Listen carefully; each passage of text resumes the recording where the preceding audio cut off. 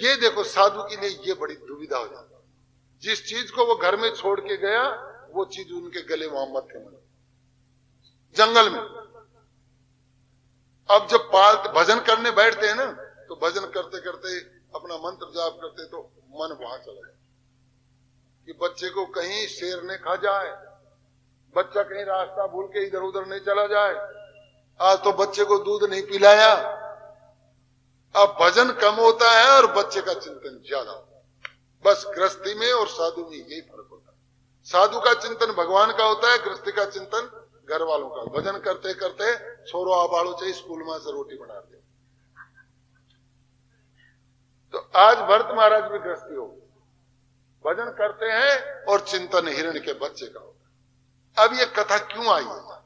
ये कथा इसलिए आई है कि हे महान पुरुषों, अगर आप भजन करो, अगर भजन ही करते हो तो बस भजन में ही रहो, फिर और नाना क्रियाकलाप मत करो। जैसे ये लोग भजन करते करते साधु बनते बनते, ये मेरा अपना भी अनुभव की बात है, जैसे महाराज जो मंदिर ही बना दो और महाराज मंदिर बनाने लगे। अब आप लोगों की नजर में वो महाराज बढ़िया काम कर रहे हैं, महाराज मंदिर बना दे, लेकिन वो महाराज के लिए गलत काम। कैसे? सुबह उठ करके जो गुरु वंदना करेगा, ठाकुर जी की वंदना करेगा, वैष्णव की वंदना करेगा, अपने जिसने हमें जन्म दिया उसकी वंदना करेगा, वो तो छूट गई। और 1.5 क्विंटल चीनी, 7 कट्टा सीमेंट का, वहां से रोड़ी आनी है, वहां से बदर पुराना है, आज कारीगर नहीं आया, आज लेबर बढ़े। चिंतन बदल गया ना। इसलिए साधु को इस लफड़े में भी नहीं पड़ना। तो महाराज एक छोटा सा बगीचा लगा दो, यहाँ आपका नाम रहेगा सुंदरता के, बस वही काम। वहां से पेड़ लाओ, ट्रैक्टर की व्यवस्था करो, फिर पानी के लिए हैंडपंप बैठाओ, किसी से अरे भाई थोड़े पैसे दे भाई, पर्ची कटवा ले। क्या करोगे महाराज? क्या हैंडपंप लगवाएंगे वो पेड़? अरे क्या जरूरत है, ये हैंडपंप तो वहीं छोड़ के आया तो घर ही।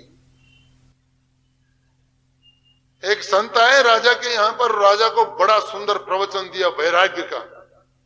राजा वैराग्य से प्रभावित हो गया, बोलो महाराज मैं राज नहीं करूंगा और मैं तो भजन ही करूंगा। आपने तो भजन की बड़ी महिमा बताई है वैराग्य की, मैं तो वाकई में इसमें फंसा हुआ, मैं तो भजन करूंगा महाराज, मुझे मंत्र दीजिए। अरे बोलो राजा इतनी जल्दी मत कर भाई। बोलो नहीं नहीं महाराज मुझे ज्ञान प्राप्त हो गया, मैं तो ये सब चक्कर में पड़ गया, आपने तो मुझे मेरी एकदम बुद्धि को विकसित कर दिया। और राजा महाराज उसी दिन अपने बच्चे को राज दे करके और जंगल में चला, और जंगल में जाकर के एक पेड़ के नीचे भजन शुरू किया। अब 1-2 दिन उस पेड़ के नीचे रहा, फिर बोले इधर से धूप आती है, एक थोड़ी टाटी लगा देते हैं, इधर से धूप भी गई, फिर एक टाटी लगा, फिर रात को जंगली जानवर चुनबुर आते हैं, लोग इसको थोड़ी सी पहाड़ी कर लेते, फिर थोड़ी पहाड़ी क्या करेंगे, इसको थोड़ा डंडा ही कर लेते, डंडा कर लिया, चारों तरफ से बाउंड्री वाल खिंचवा दी। फिर कहीं बाउंड्री वाल तो होगी, अब तो 3 ही दीवार और लगेंगी, एक कमरा सा भी हो जाएगा, फिर एक कमरा सपना लिया।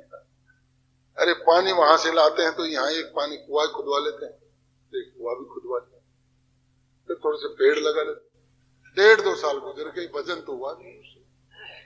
अब एक दिन वही महात्मा जी उस कुटिया के आगे से जा रहे और महाराज साधु ने जाकर, वो राजा ने जाके पकड़ लिया। अरे बोले महाराज तूने तो हमें बरगला दिया, एकदम से बेवकूफ बना दिया। बोले क्या हुई? बोले आपने तो कहा था भजन से शांति मिल जाती है, वैराग्य से शांति मिल जाती है, हमें तो कोई शांति मिली नहीं, हमें तो उल्टी अशांति मिली। तो बोले महाराज आपका वैराग्य कहाँ? बोले ये देखो मैं वो छोड़ के आ गया, यहाँ रहता हूँ, मैं तो सब कुछ छोड़ दिया। बोले सब कुछ कहाँ छोड़ दिया? आप जब आए ये बाउंड्री वाल थी यहाँ? बोलो नहीं। ये कुटिया थी? बोलो नहीं। ये पानी की व्यवस्था थी? बोलो नहीं। तो किसने किया? बोले मैंने। तो ये तो मैं तो मरा नहीं अभी तक, तू मरा कहाँ?